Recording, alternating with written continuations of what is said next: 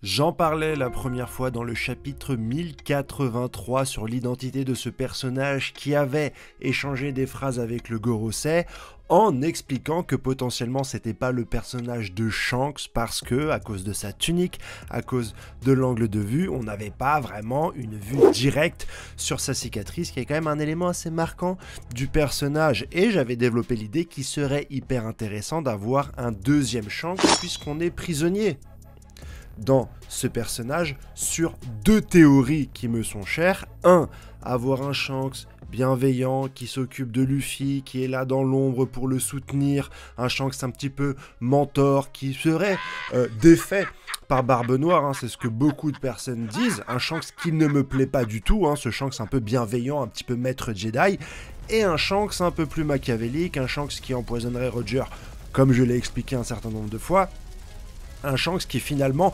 convoiterait également le One Piece et qui serait terriblement intéressant pour moi parce que Shanks pour moi est un pirate, un des plus puissants, je ne vois pas pourquoi est-ce qu'il mettrait sa carrière et ses ambitions personnelles de côté uniquement pour manquer des Luffy, même si ça aiderait au scénario, pour moi ça enlèverait un petit peu de sa superbe. Et Shiroda, ce génie, a pour moi, enfin aurait pu avoir pour moi, c'était mon hypothèse à la base, hein, je suis le premier à en avoir parlé, j'ai un tweet qui est témoin le 10 mai 2023, il y a énormément de personnes qui m'ont dit que je suis fou, que ma théorie est éclatée, que je vais trop loin, etc. Et moi, je dis encore non, je suis le premier à en avoir parlé. Beaucoup en message me disent oui, mais tu dis souvent que t'es premier, t'es un gamin, c'est pas une compétition, etc.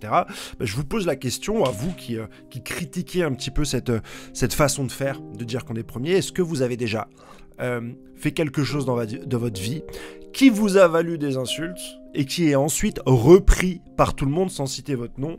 Je vous pose juste la question parce que c'est facile quand on n'est pas premier à avoir dit quelque chose de dire que c'est pas à toi enfin tu ne dois pas le revendiquer, etc. Mais ça, passons, c'est pas le plus grave en fait, que ce soit moi ou que ce soit pas moi.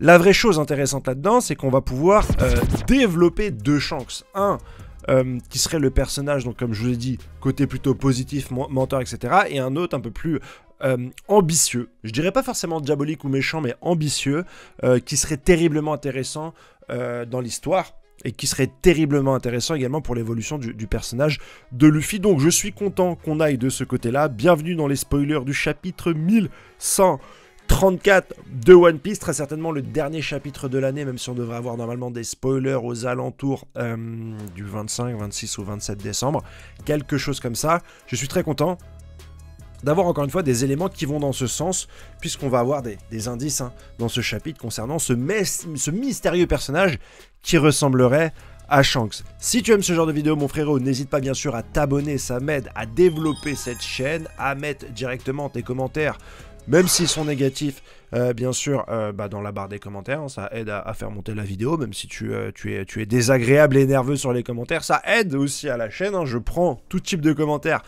même les nerveux, à mettre un pouce bleu et puis la petite cloche si tu vas avoir directement des notifications à chacune de mes vidéos. Mon frérot, on a des spoils assez rapides sur ce chapitre. On sait que Lilith est venue avec de la technologie d'Elbaf et qu'elle a en sa possession normalement un clone de Vegapunk, j'entends un clone de Stella. Ça va très certainement être utile dans cette histoire puisque les différentes intrigues commencent à se construire tout doucement. Comme je vous l'ai dit, il y a le bloc de ce personnage qui, je l'espère, n'est pas Shiki, hein, ce personnage avec ce chapeau. Tu as le bloc sur le passé de Shanks qui commence quand même à être pas mal développé, notamment avec les dires de Loki. Et tu as le développement normal des Mugiwara et là qui se concentre sur Saul qui devrait normalement avoir des secrets, mais on ne sait pas encore si finalement cet arc Elbaf va rentrer dans des intrigues un peu plus longues, un peu plus noueuses, avec l'échiquier politique du monde de One Piece, et c'est ça qui serait terriblement intéressant. Donc je pense qu'à un moment donné, le fait est que Lilith, un clone du Dr Vegapunk, ça devrait être particulièrement intéressant. On a également des nouvelles de Loki qui est en train de parler à un personnage qui s'appelle, je crois, Moses. On ne sait pas encore quelle est la teneur de leurs échanges, mais on va là aussi avoir un développement du personnage de Loki qui va nous permettre de le faire rentrer un petit peu dans les grandes intrigues de cet arc d'Elbaf. Et on a des éléments sur la bibliothèque d'Ohara, qu'on appellera la bibliothèque du hibou, et qui nous indique que les livres peuvent changer de taille pour être un petit peu consultés par les gens. T'imagines avec leur gros wad l'incapacité qu'ils pourraient avoir pour tourner une page sans abîmer les précieux livres d'Ohara. Donc je suis pressé d'avoir les révélations que devraient nous partager un petit peu ces livres.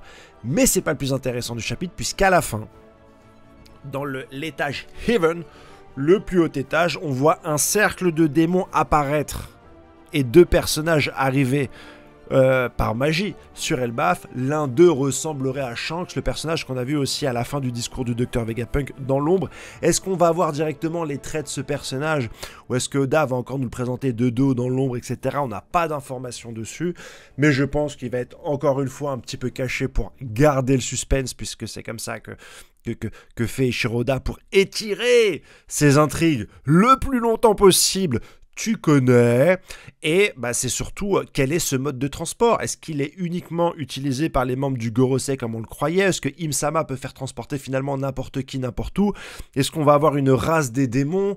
Que d'intrigue et de possession? Est-ce que finalement, ce frère de Shanks, qui est très certainement un cavalier divin et qui est à la tête des cavaliers divins maintenant, parce que Garling est passé au Gorosei, a aussi des pouvoirs démoniaques? J'espère pas.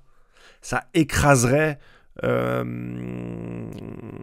nature même de ce personnage, parce que moi je trouve qu'ils sont dénaturés un peu, les personnages qui sont possédés par Im-sama, par un démon. Je les trouve dénaturés.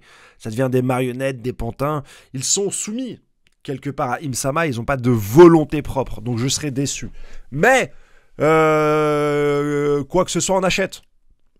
Donc voilà, n'hésite pas à me donner ton avis sur les informations que je t'ai partagées, à me lâcher un petit commentaire, un pouce bleu, une notification et un abonnement si tu n'es pas déjà abonné, mon frérot. Et à jeudi pour avoir beaucoup plus d'informations grâce au résumé complet. Allez, à ciao, bye bye les frérots.